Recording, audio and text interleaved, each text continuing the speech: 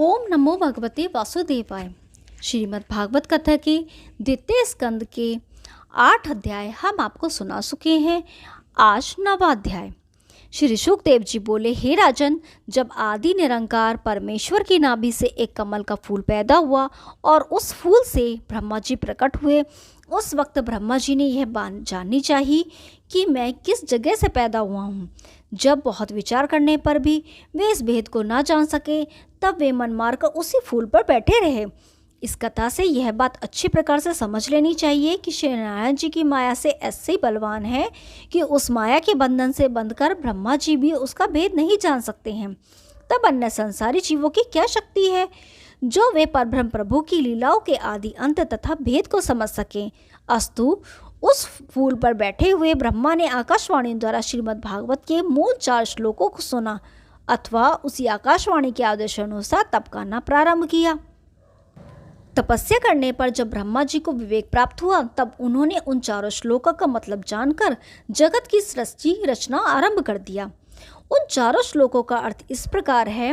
हे ब्रह्मा, सबसे पहले जो था मैं वह हूँ, मेरे अलावा और कोई नहीं है।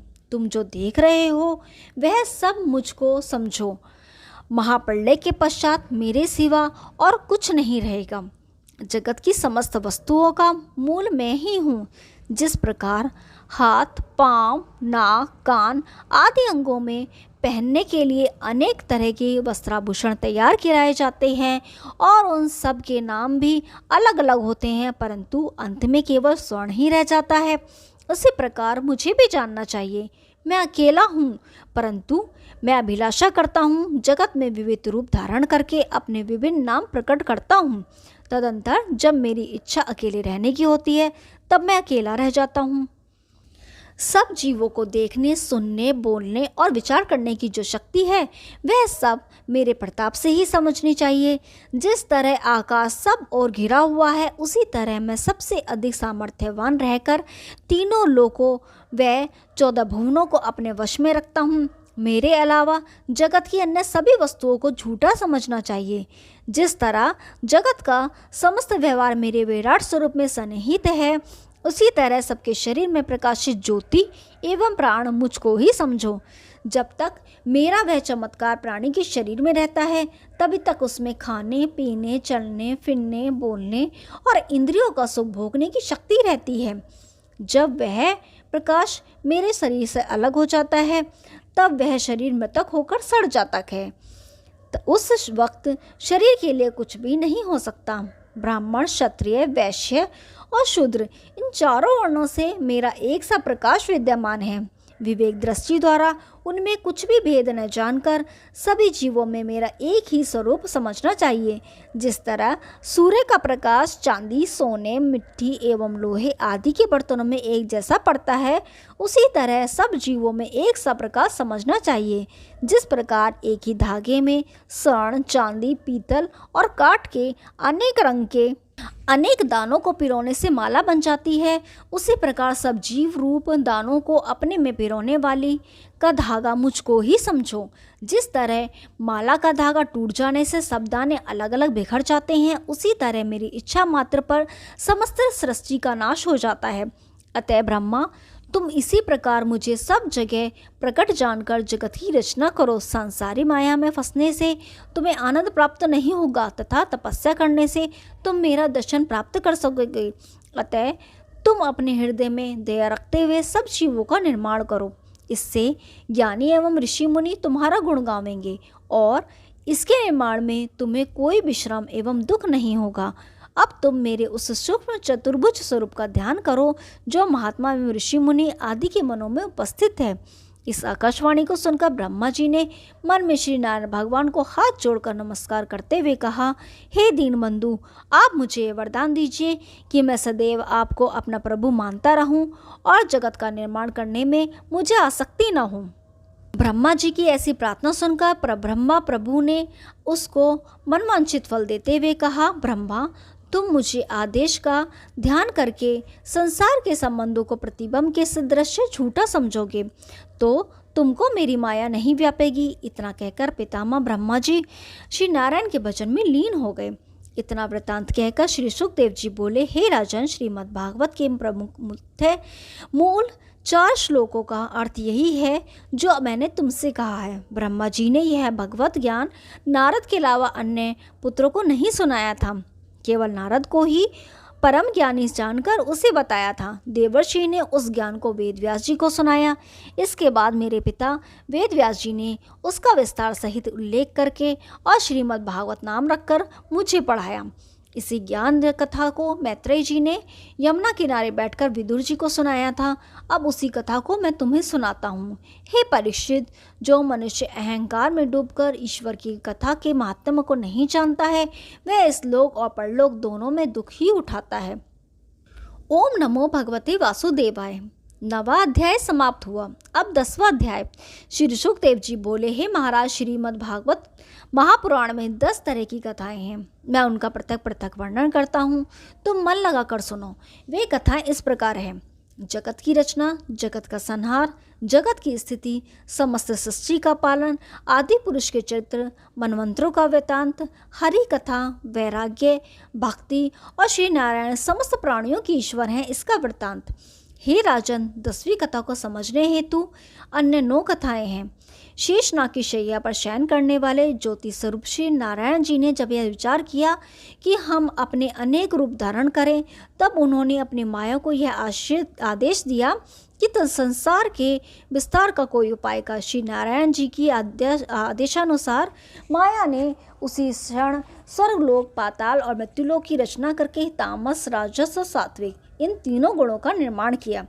तामस से अभिमान, राजस से हाथ पैर, वाणी, लिंग, गुदा और 5 कर्मेंद्रियों एवं सात्विक से नेत्र, कान, जीवा, नासिका, त्वचा तथा 5 ज्ञानेंद्रियों उत्पन्न हो गई।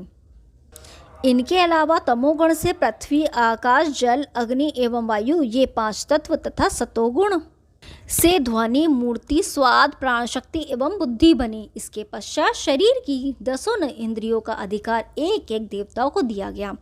मुख में अग्नि, जीभ में वरुण, कान में दिशा, नाक में अश्वनी कुमार, हस्त में इंद्र, लिंग में मित्रा वरुण, गुदा में यम, पैरों में विष्णु और बुद्धि में ब्रह्मा का निवास हुआ। उस समय देवताओं ने यह इच्छा प्रकट की कि हम सभी अपनी ताकत द्वारा मनुष्य देह को जीवित करें। अतः उन लोगों ने बहुत प्रयत्न किए, परंतु वे परास्त हो गए। तब उन्होंने पवन को संबोधित किया, किंतु वह भी असमर्थ रहा। यह देखकर समस्त देवताओं ने नारायण जी की प्रार्थना की, जिनके द्वारा उस मूर्ति को बनाया गया था। देवताओं ने कहा, हे जगन्नेता, आपकी कृपा रहित हम कुछ नहीं कर सकते, इसलिए आप ही दया करके इस मूर्ति को जीवित करिए। देवताओं की यह विनती सुनकर ज्योति स्वरूप श्री नारायण जी ने उस मूर्ति के अंदर अपना थोड़ा सा प्रकाश प्रविष्ट करते हुए उसे उठाने का आदेश दिया। श्री परब्रह्म प्रभु के प्रकाश को पाकर वह मूर्ति सजीव हो गई और समस्त देवता भी उसके अंगों में अपना निवास पाकर कार्य संपादन करने लगे। हे राजन, मनुष्य के प्रत्येक अंग पर देवता का निवास रहता है। उसकी यह अभिलाषा रहती है कि हाथों से दान दिया जाए, जीवा से प्रभु नारायण जी का ध्यान किया जाए, पाँवों से तीर्थ यात्रा की जाए, नेत्रों से देव मंदिर में जाकर प्रभु के दर्शन किए जाए और भजन ध्यान से सदा परब्रह्म परमेश्वर का स्मरण बना रहे। ऐसा करने से देवताओं को बहुत सुख मिलता है। इति श्रीमद्भागवत तृतीय स्कंद समाप्तम। ओम नमो भगवते वासुदेवाय। अब 3रे स्कंद का प्रथम अध्याय। श्री सुखदेव जी बोले, हे राजा परीक्षित, तुमने जो प्रश्न किया था उसी का उत्तर नारायण जी ने लक्ष्मी जी को दिया था। लक्ष्मी ने उसी को शेषनाग को सुनाया और शेषनाग ने उसे वात्सायन मुनि को बतलाया। फिर वात्सायन ने मैत्रेय जी को सुनाया। यह सुनकर राजा परीक्षित सुखदेव मुनि से बोले, हे भगवान, अब आप मुझे बताने की कृपा करें कि कृष्णादि की भेंट किस जगह पर हुई थी। सुखदेव जी बोले, हे राजन, जिस समय राजा धृतराष्ट्र ने अपने भतीजे युधिष्ठिर आदि को पराया मानकर अपने पुत्र दुर्योधन आदि को प्राणाधार जाना, उस समय दुर्योधन ने अर्जुन आदि 5 पांडवों को तो प्रथम लाक्षागृह में ठहराकर आग लगवा दी। इसके बाद भीमसेन के खाने के लिए जहर के लड्डू भेजे। इतने बार भी वे नहीं मरे तो उसने जुए में छल करके उनका समस्त राज्य और संपत्ति ले ली। तत्पश्चात उसने द्रौपदी को राज्यसभा में नंगी करने के विचार से दुशासन को उसका चीरहरण करने का आदेश दिया। इस पर भी जब उसके मन की शांति न हुई, तब उसने पांडवों को 13 वर्ष का वनवास दिया। पुरुषोत्तम भगवान श्री कृष्णचंद्र की कृपा से पांडवों की सर्वत्र रक्षा हुई। फिर 13 वर्ष पर्यंत जब वे वन से लौट आए, तब भी दुर्योधन ने उन्हें अपना राज्य भाग देना स्वीकार नहीं किया। उस समय कृष्णचंद्र जी, कृपाचार्य और विदुर आदि महाराज धृतराष्ट्र के बुलाने पर पंच बनकर दुर्योधन की सभा में गए और उसे झगड़ा समाप्त करने हेतु बहुत समझाया। भगवान श्री कृष्ण, पितामह भीष्म और द्रोणाचार्य ने धृतराष्ट्र की समझ को समझाते हुए कहा, हे राजन, तुम्हारे और भाई पांडु के पुत्रों में कोई भेद नहीं है। दुर्योधन आदि तुम्हें स्वर्ग को नहीं ले जाएंगे और न युधिष्ठिर आदि तुमको नरक में डालेंगे। अतः तुमको उचित है कि तुम 5 पांडवों को भोजन मात्र के लायक कुछ गांव देकर ही संतुष्ट कर दो। इसमें तुम्हारे सब प्रकार से भलाई होगी। राजा धृतराष्ट्र को यह बात भली लगी। तब विदुर जी ने अपने भाई धृतराष्ट्र को अधर्म पर देखकर सत्य बात जानते हुए इस तरह समझाए, हे भ्राता, युधिष्ठिर आदि 5 पांडव बड़े ही सज्जन हैं। वे किसी से शत्रुता नहीं रखते और सबको अपना प्रिय मानते हैं, इसलिए तुम उन्हें उनका हिस्सा अभी दे दो तो ठीक है। वैसे तो युधिष्ठिर, अर्जुन, भीम, नकुल और सहदेव ये 5 भाई इतने बलवान हैं कि अगर इनमें से कोई एक भी चाहे तो वह संग्राम में 10 दिशाओं में दिक्पालों को हताश कर सकता है। इसके अलावा भगवान श्याम सुंदर उनके सहायक हैं। तुम जो यह जान रहे हो कि मेरे 100 पुत्र बड़े ही बलवान हैं, सो तुम यह निश्चय जानो कि भगवान नंद नंदन की विपरीत चलने पर तुम उनका कुछ नहीं बिगाड़ सकोगे। इस अत्याचार से तुम्हारा समस्त धन और धर्म चला जाएगा। तुम्हारा पुत्र दुर्योधन प्रभु त्रिलोकीनाथ श्री कृष्ण से वैर रखता है, इसलिए अगर तुम उससे प्रेम रखोगे और उसकी आज्ञा अनुसार चलोगे तो वह तुमको बहुत ही हितकारी सिद्ध होंगे। इन सब बातों को सोचते हुए तुम 5 पांडवों को राज्य भाग तुरंत दे दो। दुर्योधन तो राज्य और धन की मद में अंधा हो रहा है, इसलिए तुम उससे राज्य को वापस ले लो। इसी में तुम्हारा और तुम्हारे वंशजों का भला है। नहीं तो यह याद रखना कि भगवान श्री कृष्णचंद्र जी के विमुख रहने के कारण तुम्हारा सर्वनाश हो जाएगा। विदुर के इस तरह समझाने पर भी राजा धृतराष्ट्र ने कोई जवाब नहीं दिया। उस समय दुर्योधन ने कुपित होकर अपने सेवकों से कहा कि तुम विदुर को मेरी सभा से बाहर निकाल दो। यह दुष्ट हमारे कुल की दासी का पुत्र होकर भी पांडवों के पक्ष में बोलता है। यद्यपि हम अभी तक इसका पालन करते रहे हैं, फिर भी यह हमारे उपकारों पर कोई ध्यान न देकर उल्टा हमको धर्मोपदेश देकर अपनी नीचता दिखा रहा है। दुर्योधन की आज्ञा सुनकर सेवकों ने विदुर जी को सभा से बाहर निकालना चाहा। उसी समय विदुर जी ने अपने मन में सोचा कि यदि कोई व्यक्ति मेरी बाँह पकड़कर मुझे बाहर करेगा तो उस समय मेरा बड़ा अपमान होगा। अतः मुझे चाहिए कि इससे पहले ही मैं सभा से बाहर हो जाऊं। भगवान समस्त कौरवों का नाश करना चाहते हैं, इसलिए धृतराष्ट्र आदि के मन में अधर्म छा गया है और इनका भली बात सुनना भी बुरा मालूम पड़ता है। यह सोचकर विदुर जी सभा से उठकर द्वार पर चले आए और उन्होंने अपने धनुष, बाण आदि शस्त्र आदियों को उतारकर वहीं पर रख दिया। शस्त्र रखने का यह कारण था कि शस्त्र सहित जाने पर दुर्योधन अपने हृदय में कहीं यह न सोचे कि विदुर पांडवों में जा मिले हैं। इसका ही नहीं बल्कि वस्त्र तक भी विदुर जी ने वहीं उतार दिए थे और केवल एक लंगोटी बांधे हुए तथा चादर ओढ़कर हस्तिनापुर से निकल तीर्थ यात्रा करने के लिए बद्रिकाश्रम की तरफ प्रस्थान कर दिया। हे राजन, विदुर जी का शस्त्र रखने का यह भी कारण था कि वे भगवान श्याम सुंदर के परम भक्त होने से आने वाली बात को जान लेते थे। उन्होंने अच्छी तरह यह जान लिया था कि अब दुर्योधन आदि कौरवों का नाश होने वाला है। इसलिए वहां से निकलकर 1 वर्ष तक उत्तराखंड की यात्रा करने के बाद विदुर जी यमुना नदी के किनारे देव दर्शन करते हुए मैत्रेय ऋषि के आश्रम पर आए। वहाँ वे बहुत दिनों तक रहे। उन्हीं दिनों महाभारत का युद्ध हो रहा था, जिसमें कौरव आदि सभी अधर्मी राजा मारे गए और भगवान श्री कृष्णचंद्र की कृपा से युधिष्ठिर को राज सिंहासन मिला। जिस समय भक्त उद्धव भगवान श्री कृष्ण के गोलोक धाम से धारने के बाद द्वारिका से बद्रिकाश्रम को जा रहे थे, उस समय मार्ग में विदुर जी से उनकी भेंट हो गई। तब दोनों ही भगवत भक्त आपस में प्रेम पूर्वक गले मिले। जब विदुर जी को उद्धव जी द्वारा दुर्योधन के मारे जाने और युधिष्ठिर को राज सिंहासन प्राप्त होने की खबर मिली, उस समय पहले उन्होंने शोक किया और फिर भगवान श्याम सुंदर की ऐसी ही इच्छा समझकर मन में धीरज धारण किया। ओम नमो भगवते वासुदेवाय। प्रथम अध्याय समाप्त हुआ। अब दूसरा अध्याय। श्री सुखदेव जी बोले, हे राजन, उद्धव से मिलने के बाद विदुर जी ने उनसे पूछा, हे भक्तराज उद्धव, तुम एक क्षण के लिए भी प्रभु से अलग नहीं रहते थे, फिर क्या कारण है जो आज मैं तुम्हें यहाँ अकेला देख रहा हूँ? कहो मेरे प्राणाधार। श्याम सुंदर श्री कृष्ण, बलराम जी, प्रद्युम्न, अनिरुद्ध, साम, शूरसेन, वसुदेव, देवकी और अक्रूर आदि सकुशल तो हैं। युधिष्ठिर और अर्जुन आदि सभी पांडव, कुंती, द्रौपदी एवं मेरा अंधा भाई धृतराष्ट्र, ये सब लोग अच्छी तरह तो हैं। मैं यह भली प्रकार जानता हूँ कि भगवान श्री श्याम सुंदर ने भूमि का भार हरण करने के लिए कौरवों की बुद्धि को नष्ट कर दिया था।